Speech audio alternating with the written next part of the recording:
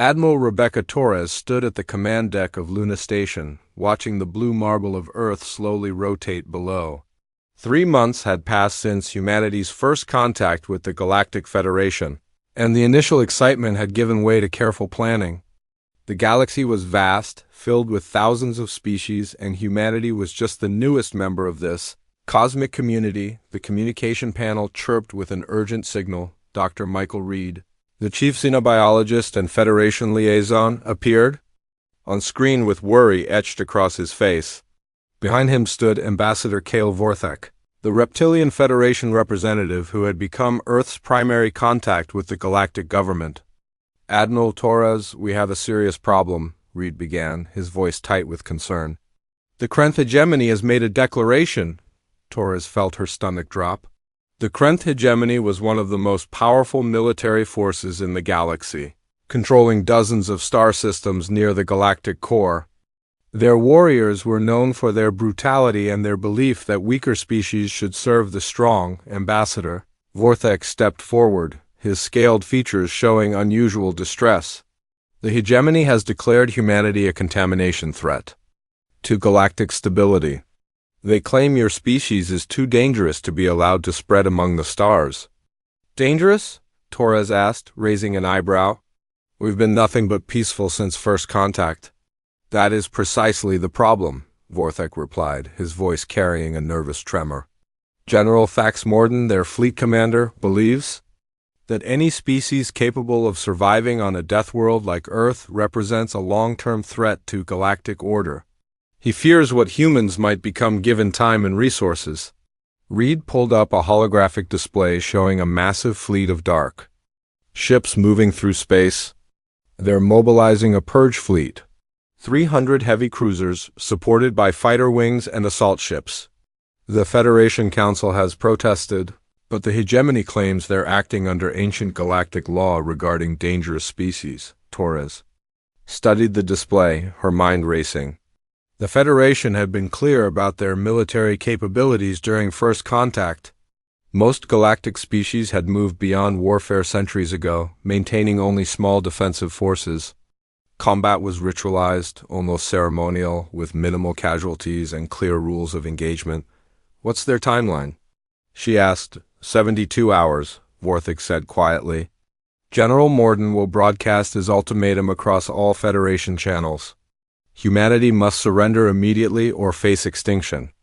Torres walked to the massive observation window, looking out at the seemingly empty space around Luna Station. What the galaxy didn't know was that Earth had been preparing for this possibility for decades, hidden behind asteroid fields and cloaked by advanced stealth technology. A massive fleet waited in the outer solar system. Dr. Reed, please contact Earth Command. Tell them to begin Protocol Omega immediately, she said calmly. Reed's eyes widened. Admiral, are you certain? Once we activate that protocol, there's no going back. The galaxy thinks we're primitive because we come from a death world, Torres replied, turning back to face them. They assume that makes us weak or barbaric. They have no idea what a death world actually produces. She walked to her command chair and activated the secure communication system. Across the solar system, hidden bases began receiving her orders. In the asteroid belt, massive shipyards that had been disguised as mining operations started powering up. Ships that had been sleeping in the cold darkness of space began awakening their crews. Captain Diana Wolf, leader of the Stealth Reconnaissance Division, appeared on screen from her position near Jupiter. Admiral, we're receiving the activation signal. All ghost ships are reporting ready status. Excellent, Captain. Begin Phase 1 deployment. I want our reconnaissance ships in position around every major Federation system within 24 hours. Torres turned to Ambassador Vorthek, who was staring at the displays with growing alarm. Ambassador, I need you to send a message to the Federation Council. Tell them that humanity appreciates their diplomatic efforts, but we can handle this situation ourselves. Admiral Torres, I must advise caution, Vorthek said, his voice shaking slightly. The hegemony has never lost a major conflict. Their ships are powerful, their warriors experienced. Perhaps negotiation would be wiser. There will be no negotiation, Torres replied firmly. The hegemony made their choice when they decided to threaten Earth. Now they'll learn what happens. When someone threatens a species that evolved on a planet trying to kill them every single day, the command center began filling with activity as officers received their orders. Throughout the solar system, humanity's true military might was beginning to stir. Ships larger than anything the Federation had ever seen began emerging from their hiding places. Each vessel was a testament to human engineering, designed not for exploration or trade, but for one purpose: war. General Thaxmorton's broadcast began exactly 72 hours later. The massive Krenth warrior appeared on screens across the galaxy, his scarred face twisted with contempt. "Primitive humans of the third planet," he began, his voice carrying across space. "You have been judged a threat to galactic stability. Your violent nature and Deathworld origins make you unsuitable for membership in civilized society." Torres watched the broadcast from her command chair, surrounded by her senior staff. The alien general continued his ultimatum, demanding unconditional surrender and the relocation of humanity to designated reservations on dead worlds. "This is your final warning," Morden concluded. "Surrender now, or face the consequences of defying the hegemony. You have been warned." The transmission ended, leaving the galaxy in stunned silence. On Federation worlds, citizens watched their screens in horror, knowing that they were about to witness the destruction of an entire species. The hegemony had never shown mercy before, and there was no reason to expect them to start now. Torres stood slowly, her eyes cold and determined. "All ships, this is Admiral Torres. Execute Protocol Omega, full mobilization authorized." Across the solar system, humanity's hidden armada began to move. Ships that had been concealed for decades emerged from the darkness, their hulls gleaming with weapons that defied conventional understanding. The galaxy was about to discover that Earth's designation as a death world wasn't just about its harsh environment.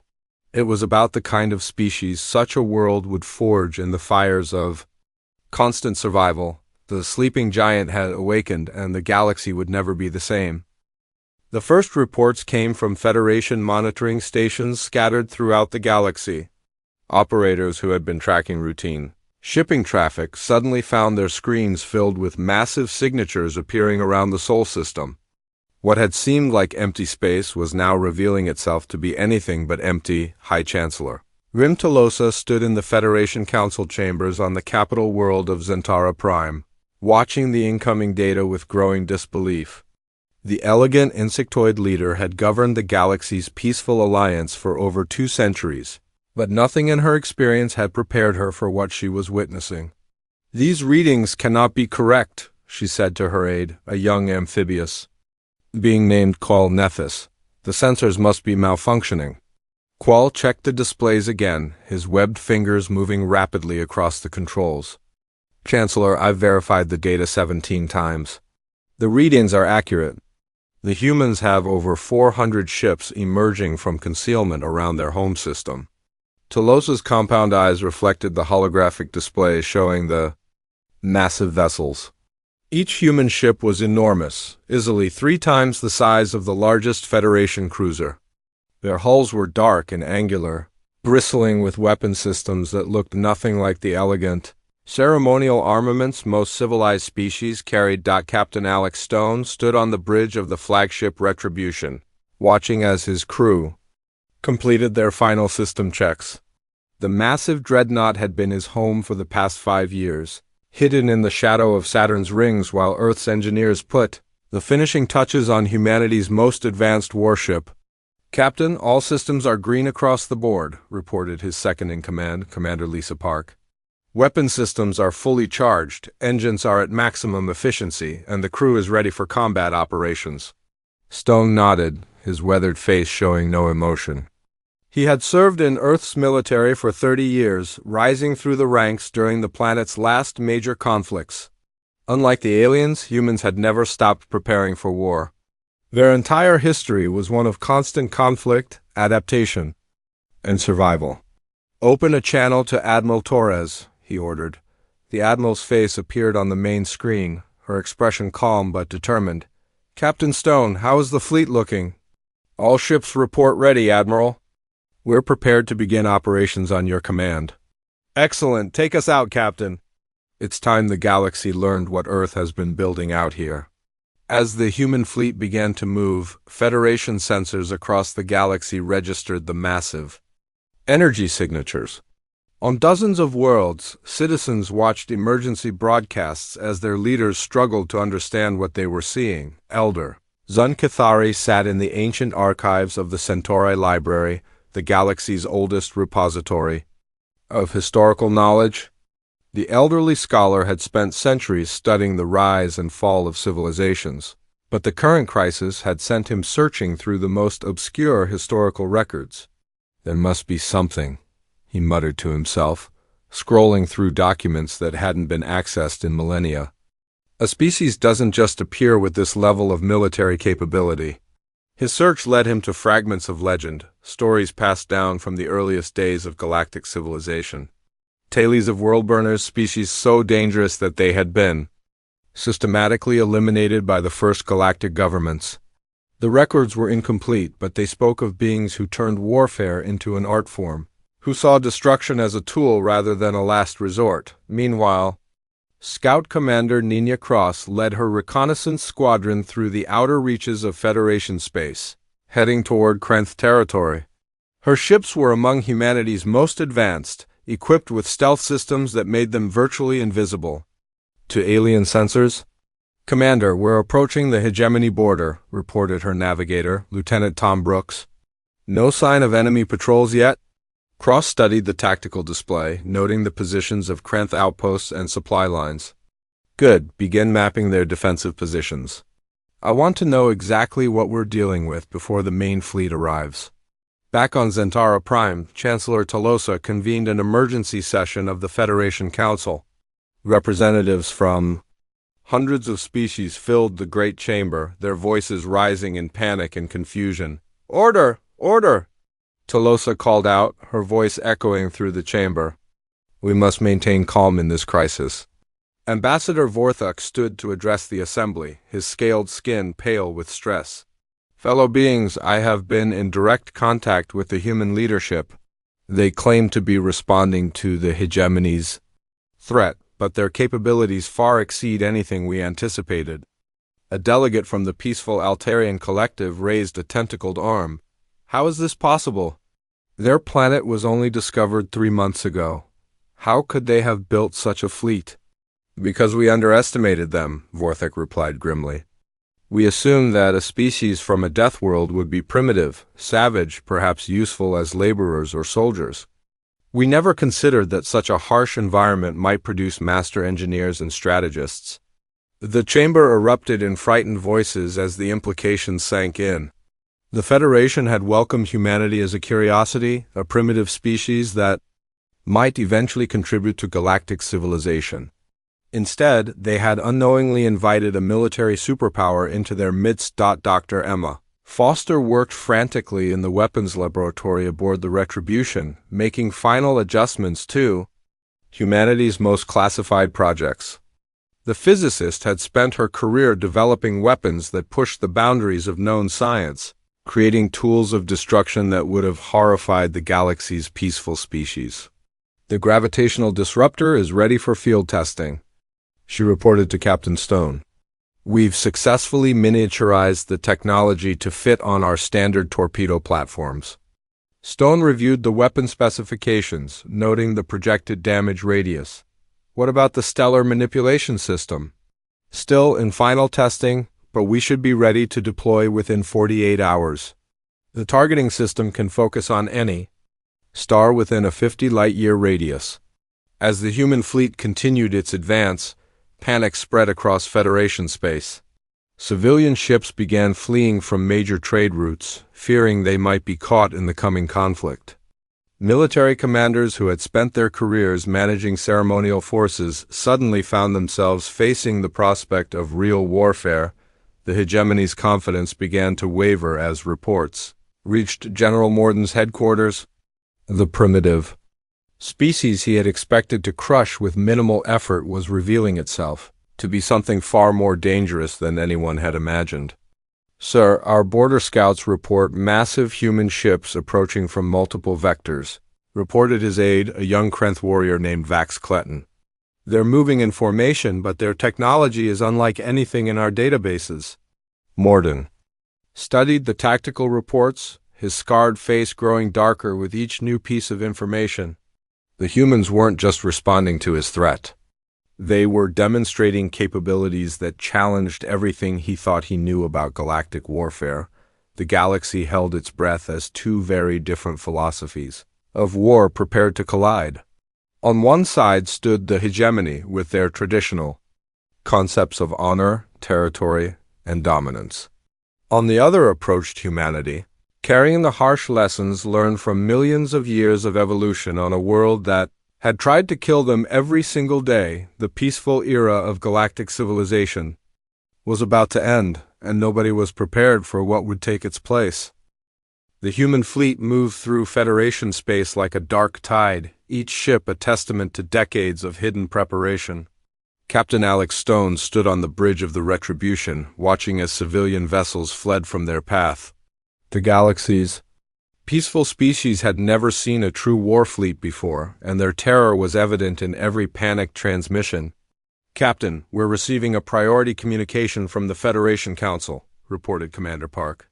"They're requesting permission to board and observe our operations."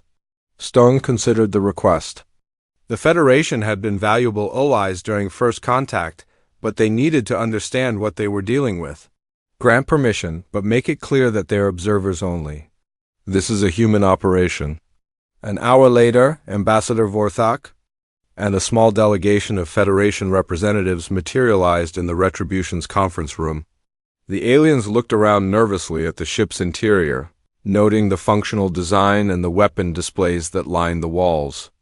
"Captain Stone," Vorthak began, his voice trembling slightly, "the Council hopes to understand your intentions. Surely this conflict can be resolved through negotiation." Stone activated a holographic display showing the advancing human fleet. "Ambassador, your people don't understand what the hegemony has done. They didn't just threaten Earth, they declared war on humanity itself." "But surely proportional response would be more appropriate," interjected Dr. Yala Kess, a tall, thin being from the Centauri Republic. "In civilized warfare, casualties are minimized, and conflicts are resolved quickly." "Civilized warfare," Stone repeated, his expression hardening. "You mean the kind where nobody really dies, where battles are fought over empty space, and everyone goes home afterwards to discuss terms?" He walked to another display showing Earth's history. "Let me explain something about Deathworlds, Doctor.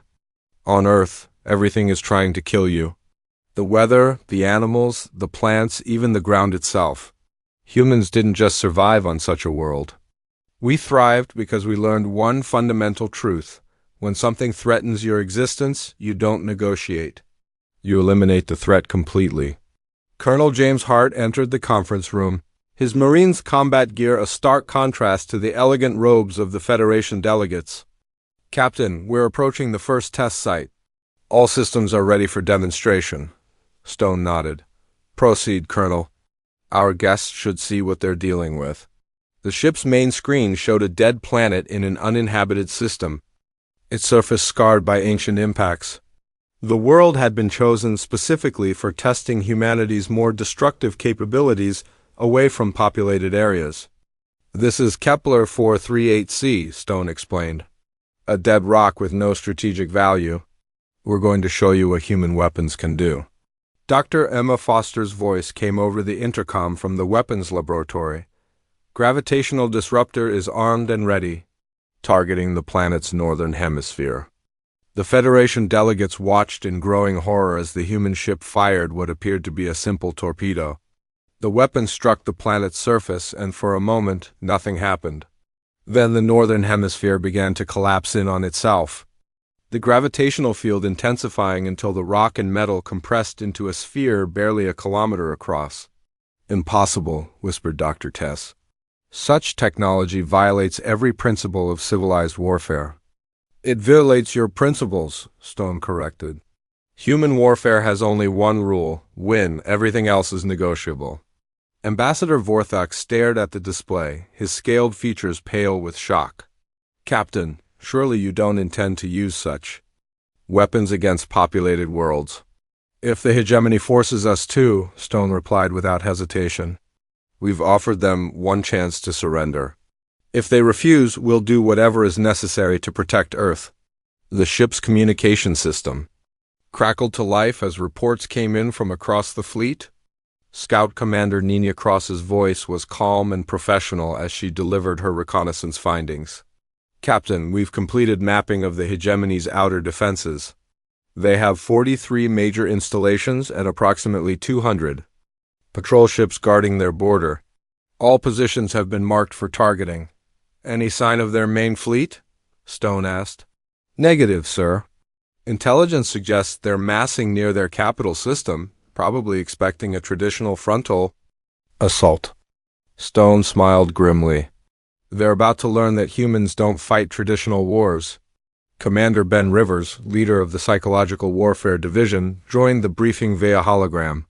Captain, we've begun broadcasting our demonstration to every major population center in hegemony space. The civilian population is already showing signs of panic. Excellent. Fear is a weapon, and we're very good at using it. The Federation delegates exchanged horrified glances. Dr. Kess spoke. Up again, her voice shaking. Captain, you're describing total war. The complete destruction of your enemy's ability to resist. Exactly, Stone confirmed. When someone threatens to exterminate your entire species, you don't respond with half measures. You respond with overwhelming force designed to ensure they never threaten you again. Captain Lev Petrov's voice came over the communication system from the Experimental Weapons Division. Captain, the stellar manipulation system is online. We're ready to begin. Phase 2 of the demonstration? Stone looked at the Federation delegates, his expression serious. Gentlemen, what you're about to see is classified at the highest levels. The weapon we're about to test represents the ultimate expression of human defensive capability. The main screen shifted to show a distant star system, uninhabited and far from any populated worlds. The star itself was a red dwarf, stable and unremarkable. Petrov's ship, the Prometheus, moved into position at the edge of the system. Beginning stellar ignition sequence, Petrov reported. All ships maintain minimum safe distance. The Federation delegates watched in stunned silence as the human ship fired a series of precisely targeted energy pulses into the star's core. For several minutes, nothing visible happened. Then the star began to brighten, its output increasing. Exponentially, what are you doing? Vorthak gasped. Accelerating the fusion process, Stone explained calmly. In approximately 6 hours, that star will go supernova. We're broadcasting the entire process across all hegemony communication channels. Dr. Kess collapsed into her chair, her face pale with shock. You're weaponizing stars themselves. This is beyond anything we imagined possible. This is what happens when you threaten Earth, Stone replied. We don't just defend ourselves. We demonstrate our capability to destroy anyone who might consider threatening us in the future. The psychological impact was immediate and devastating. Across hegemony space, military commanders watched the demonstration with growing terror. The humans weren't just responding to a threat. They were revealing weapons that could destroy entire star systems, Prime Minister Kes Valdron, leader of one of the hegemony's client states, called an emergency session of her planetary council. We cannot continue to support this war, she declared. The humans have demonstrated capabilities that make resistance impossible. Similar scenes played out across dozens of worlds as the hegemony's alliance began to crumble. Species that had supported the Purge fleet out of fear or opportunism now reconsidered their positions.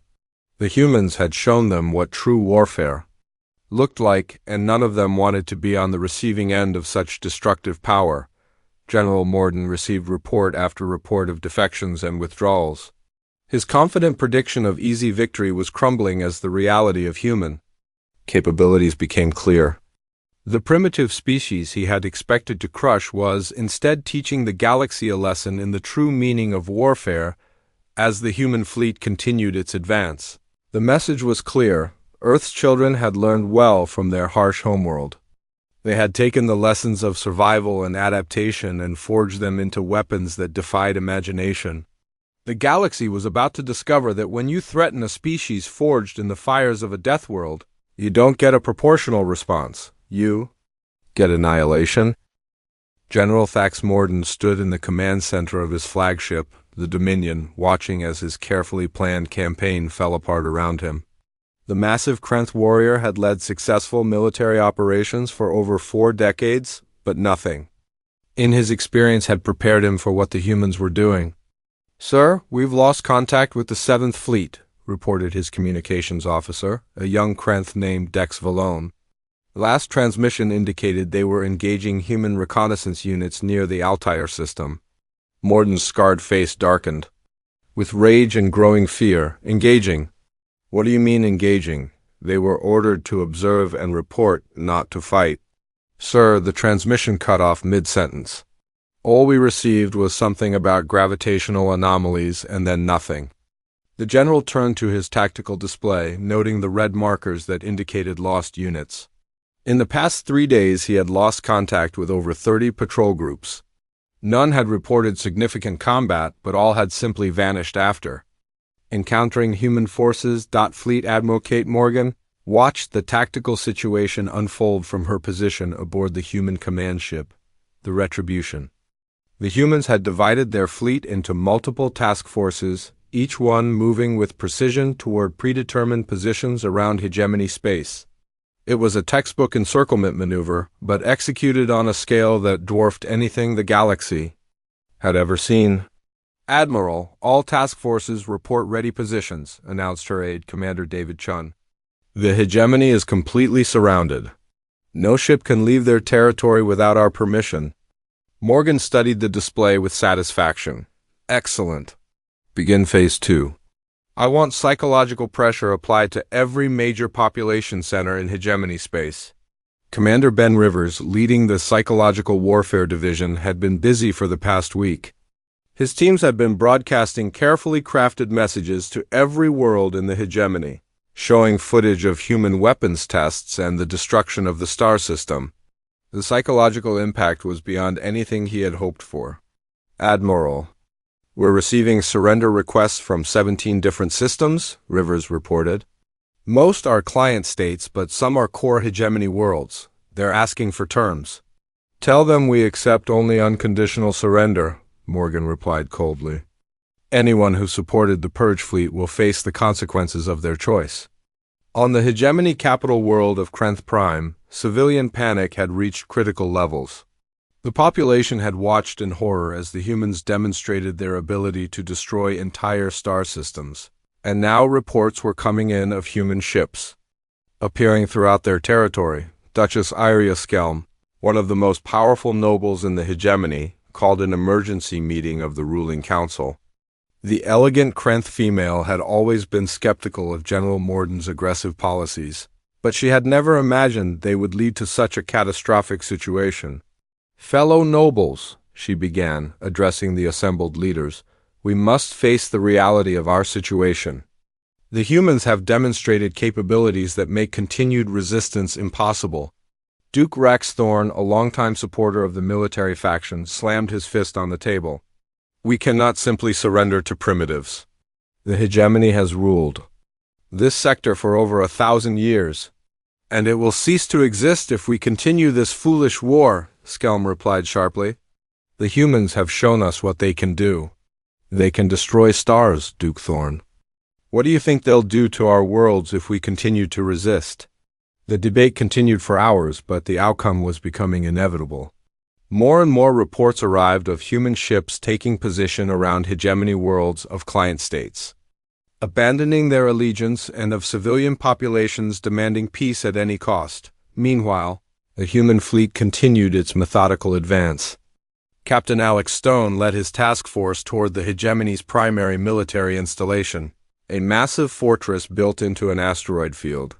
The base had been considered impregnable, protected by energy shields and automated defense systems that had never been breached. "Captain, we're approaching the Fortress Epsilon," reported Commander Park. "The base is heavily defended, but their shields are using outdated technology." Stone nodded, studying the tactical display. "Dr. Foster, are you ready with the new penetration system?" Dr. Emma Foster's voice came over the intercom from the weapons laboratory. "Ready, Captain. The quantum disruptor should punch through their shields like they're made of paper." The human ship fired a single shot at the massive fortress. The energy beam struck the shields, and instead of being deflected, it passed through them as if they weren't there. The shot struck the base's main reactor, causing a cascade failure that lit up the entire asteroid field. "Impossible," whispered the base commander, General Kex Valdris, as his supposedly impregnable fortress crumbled around him.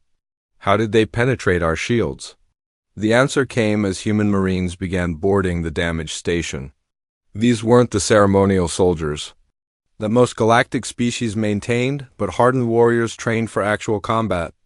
They moved through the station with ruthless efficiency, securing critical areas and taking prisoners. Colonel James Hart led the boarding operation, his Marines advancing through corridors that had never seen real battle. The hegemony soldiers they encountered were brave but unprepared for the intensity of human warfare. "Resistance is lighter than expected," Hart reported to Captain Stone. "These soldiers have never fought a real war. They're trained for ceremonial combat, not actual killing." Back on Krenth Prime, General Morden received the news of Fortress Epsilon's fall with growing desperation. His most secure installation had been destroyed in minutes by a single human ship. The reports from across his territory painted a picture of complete military collapse. "Sir, we're receiving a transmission from the human fleet," reported his communications officer. "It's addressed to you personally." Admiral Morgan's face appeared on the main screen, her expression cold and professional. "General Morden, I am Fleet Admiral Kate Morgan of the Terran Defense Force.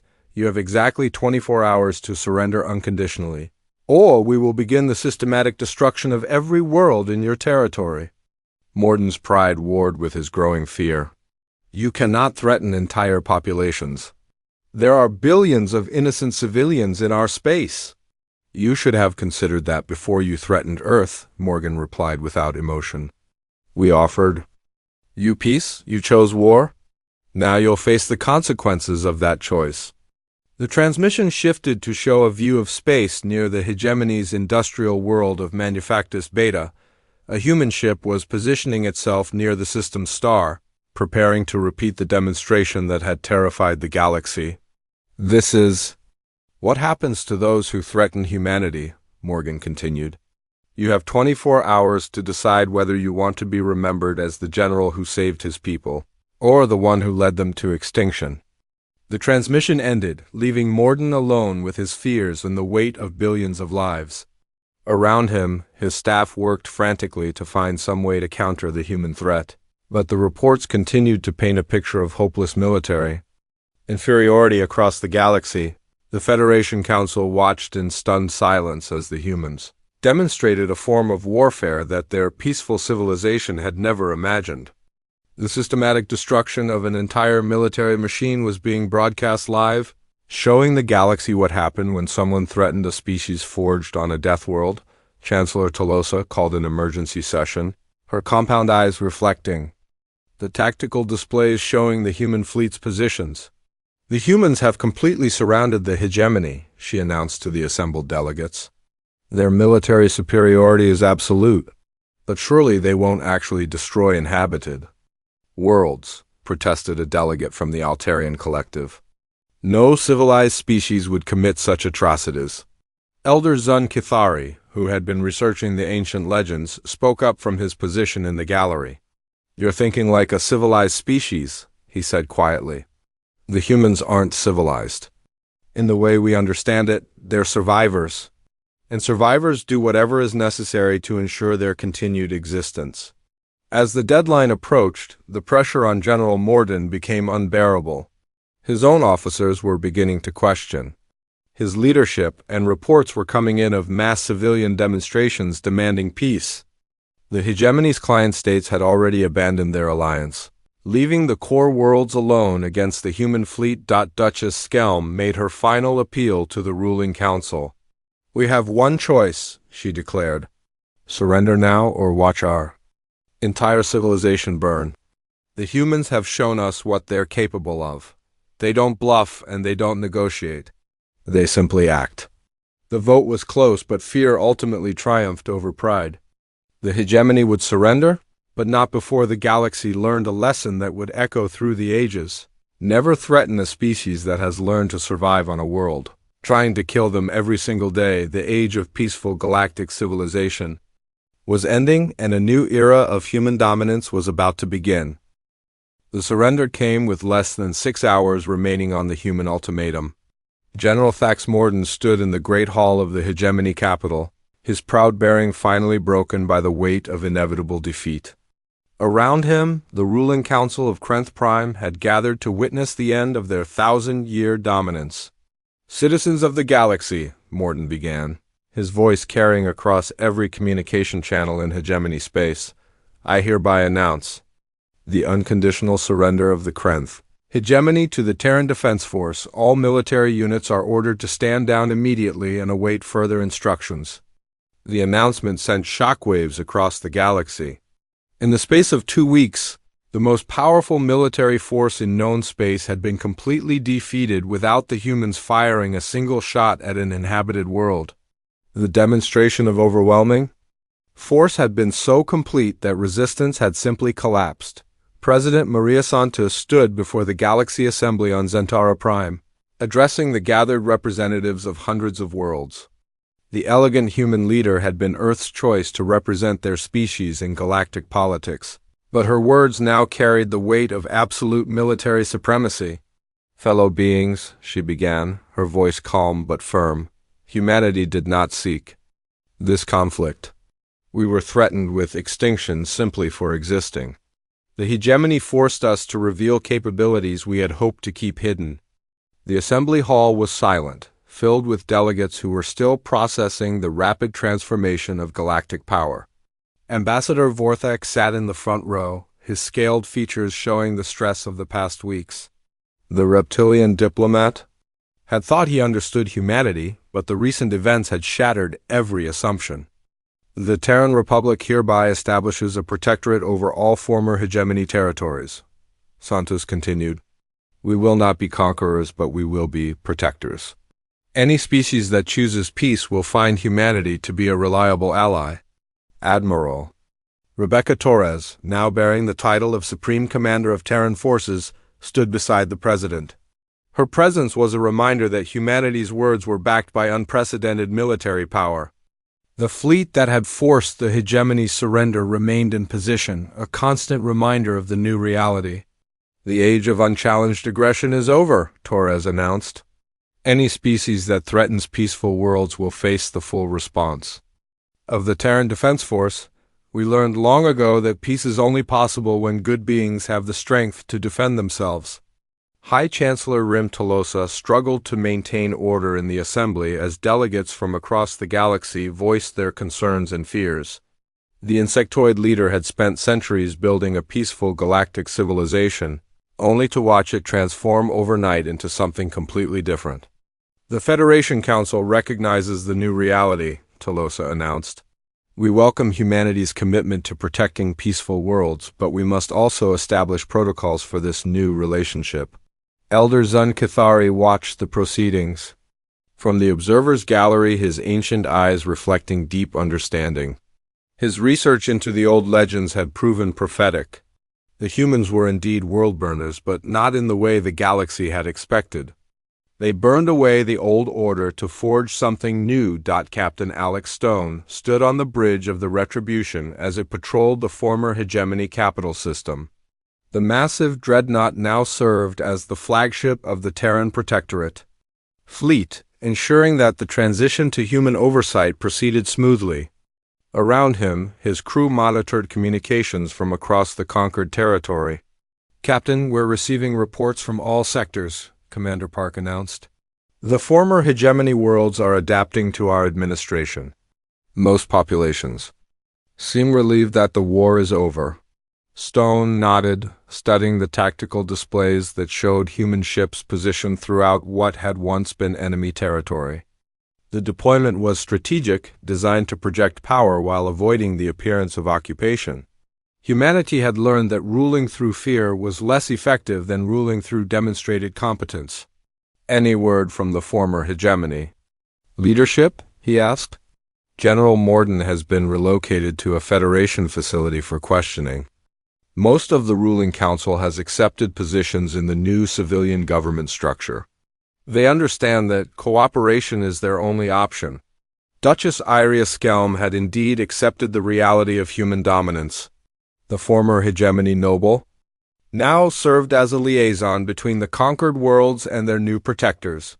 She had been surprised to discover that the humans were far more reasonable rulers than their military demonstrations had suggested. The humans are not conquerors in the traditional sense, she explained to a gathering of former hegemony officials. They seek stability, not exploitation. Their conditions are simple: no military buildup, no aggression against neighboring worlds, and full cooperation with Federation trade agreements.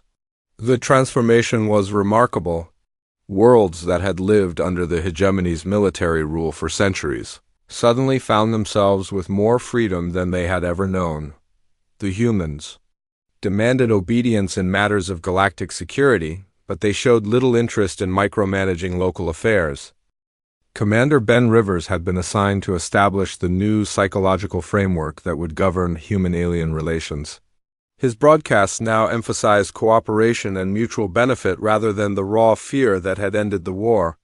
Citizens of the Protectorate, his latest message began, humanity offers you something the hegemony never could: genuine security. We do not seek to dominate you, but to protect you from those who would. The message was carefully crafted to reinforce humanity's position as protectors rather than conquerors. It was a delicate balance, maintaining the fear that ensured compliance while offering enough hope to prevent widespread resistance. Dr. Emma Foster found herself leading a new division focused on defensive technologies. The weapons that had terrified the galaxy were being supplemented by systems designed to protect the worlds under human care. Force fields, planetary shields, and early warning networks were being deployed across the Protectorate. The goal is to make attack impossible, not just suicidal, she explained to her team. We want potential aggressors to know that protected worlds are beyond their reach. The Federation Council struggled to adapt to the new reality. Chancellor Tolosa found herself dealing with a species that had fundamentally altered the balance of galactic power in a matter of weeks. The humans were willing to work within Federation structures, but only when those structures served their purposes. The humans have created a new paradigm, she explained to her advisors. They offer protection in exchange for loyalty, but their definition of loyalty is absolute. Any world that accepts human protection must be prepared to accept human authority. In matters of security, trade routes that had been disrupted by the hegemony's aggressive policies began to reopen under human protection. Merchant ships that had feared hegemony raiders now traveled safely under the watchful eyes of Terran patrol fleets. The galaxy's economy, which had suffered under centuries of military tension, began to flourish. Captain Diana Wolf led her reconnaissance squadron on a tour of the galaxy's outer rim, mapping systems that had been cut off from galactic civilization by hegemony blockades. Her ships discovered dozens of worlds that had been isolated for generations, their populations unaware that their oppressors had been defeated. Captain, we're approaching the Vega Epsilon system, reported her navigator. Long-range scans show signs of civilization, but no modern technology signatures. Wolf studied the sensor readings, noting the primitive energy patterns. Probably another world the hegemony kept isolated. Let's go introduce ourselves and let them know they're free. These liberation missions became a cornerstone of human policy in the Protectorate. Worlds that had been cut off from galactic society were reintegrated, their populations given access to modern technology and trade opportunities. The contrast with hegemony policies was stark and deliberate. As months passed, the initial terror of human military might gave way to grudging respect for human administration. The former hegemony worlds experienced unprecedented prosperity and freedom, while the threat of external aggression had been completely eliminated. Colonel James Hart established training programs for local security forces, teaching them to maintain order without the brutal methods favored by the hegemony. These forces would handle routine law enforcement while human Marines dealt with any serious threats to stability. "The key is to make our presence felt without being oppressive," he explained to his officers. "We want the locals to see us as protectors, not occupiers. That means being firm when necessary, but fair at all times." The psychological impact extended far beyond the former hegemony territories. Across the galaxy, species that had harbored aggressive ambitions reconsidered their plans. The complete defeat of the hegemony without the loss of a single human ship had demonstrated that military force was no longer a viable option for resolving disputes. President Santos returned to Earth for a historic ceremony addressing the planet that had spawned the galaxy's new dominant power. Standing before the assembled leadership of humanity, she reflected on how far they had come since first contact. "We never sought to rule the galaxy," she declared. "But when the galaxy threatened our existence, we showed them what Earth's children are capable of. Now we have a responsibility to use that power wisely." Admiral Torres stood beside her, the weight of command evident in her bearing. The woman who had activated Protocol Omega now oversaw a military force that guaranteed peace across hundreds of star systems. "The death world that forged us taught us many lessons," Torres said. "The most important was that survival requires strength, but true success requires knowing when to use that strength and when to show mercy." As the ceremony concluded, human ships continued their patrols across the galaxy, on trade routes, in disputed territories, and around peaceful worlds. The distinctive silhouettes of Terran vessels served as a reminder that the age of unchecked aggression had ended. The galaxy had learned what happened when someone threatened a species forged in the fires of a world that tried to kill them every day. They had discovered that such a species didn't just survive. They thrived, adapted, and ultimately became the guardians of peace for everyone else. Peace through superior firepower had become more than just a slogan. It was the new foundation of galactic civilization, enforced by beings who understood that sometimes the only way to preserve life was to demonstrate the capacity to take it away. The sleeping giant had awakened, and the galaxy was safer for it.